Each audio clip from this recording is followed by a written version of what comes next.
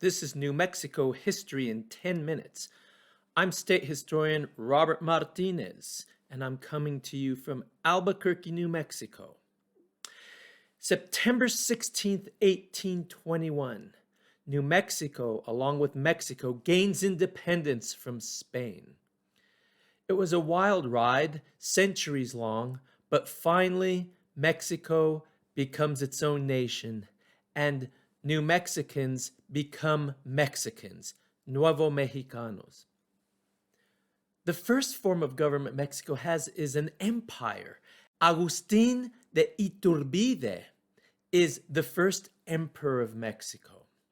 Mandates are sent nationwide, empire-wide, that there should be celebrations. And so within a year in New Mexico, by 1822, there is a celebration. We have a description of it in the documents at the New Mexico State Record Center and Archives. That's quite fascinating.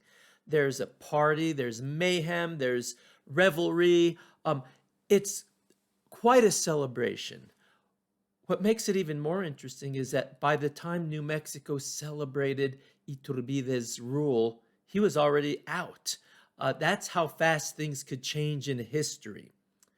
Now, Mexico wanted to follow in the footsteps of the United States and, of course, the French Revolution in modernizing the new nation. But still, the first thing Mexico did was install an emperor. Before we get too arrogant about that, we have to remember the United States in 1776 wasn't quite sure what she wanted to be either. We weren't sure if we wanted a king. In fact, George Washington, it was thought, might make a good king. Thankfully, that didn't happen, and we have the amazing government we have now. Not perfect, but still functioning and still going. Well, that's what Mexico wanted. So remember, 1822, there were no cell phones, there was no texting, no emailing, no telephones. It took a long time for information to travel up the Camino Real to become the Chihuahua Trail. Nonetheless, this is what happens in New Mexico. Our last Spanish governor, Facundo Melgares, he's the transitional governor out of being a colony of Spain and into New Mexico being a territory of Mexico. Just like the United States had states, the United States had and still has territories like Puerto Rico. We became a territory, a departamento of Mexico. And that will be the situation over the next 25 years or so. We'll see a parade of governors coming and going. The central government in Mexico City will send governors to oversee New Mexico, and typically they will be military men. In between these governors, local New Mexicans will be appointed governors. They'll have names like Bartolome Baca, Chavez, Vigil, and of course, Manuel Armijo.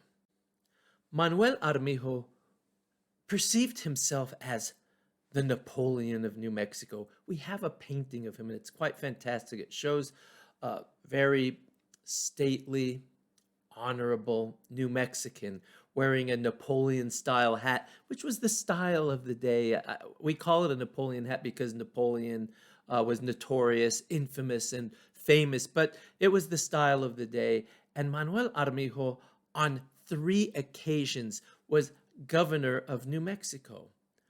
There was also a Saraceno who also had roots in Chihuahua, Mexico, about 2 generations before, but he will also be a governor of New Mexico.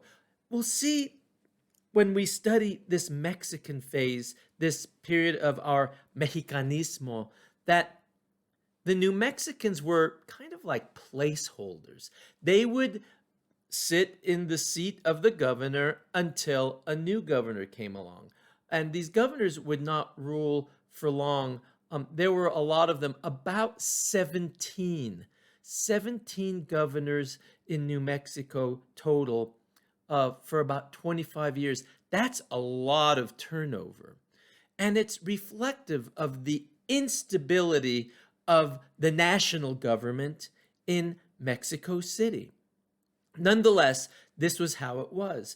And New Mexico would send representatives to places like Chihuahua and Mexico City to represent New Mexico. I've had the honor and privilege of going to Mexico City and studying our Mexican phase at the National Archives there, the Archivo General de la Nación.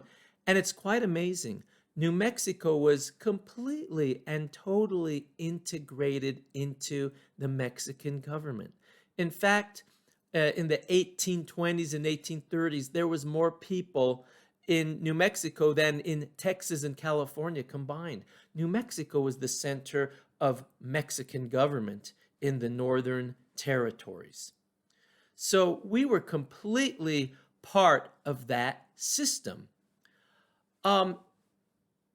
Representatives were usually local politicos, let's call them, politicians. They were also well-to-do people. They tended to be well-off, landowners, merchants. They had trade in places like Chihuahua and Sonora. So they carried a certain amount of clout in the local communities. And typically, though not always, they came from the Rio Abajo area, places like Albuquerque, Bernalillo, Pajarito, Belen, this area, this part of New Mexico. But what's interesting is it's during this period that we see a heavy politicization of the Catholic Church, because there were also Roman Catholic priests who were representatives to the Mexican government and were involved in the doings of Mexican government and politics in the northern territories in places like New Mexico. Names like Father Rada and Father Martinez of Taos. We'll hear more about him later. Economically, we were tied to northern Mexico because we were northern Mexico. We were part of that economic system. And even more interesting, Mexico wanted more people up here. We were sparsely populated. Under Spain, under the colonial Mexican system, our borders were closed. That means officially there was no immigration in or out. There was no trade to the east with people like British or French or Americans, at least officially. Of course, there was unofficial illegal trade going on. Nonetheless, New Mexico and Texas and then California became magnets for immigrants from the United States, people from Tennessee and Illinois and Missouri and Virginia started coming into the northern territories of Mexico because Mexico opened her borders to immigrants.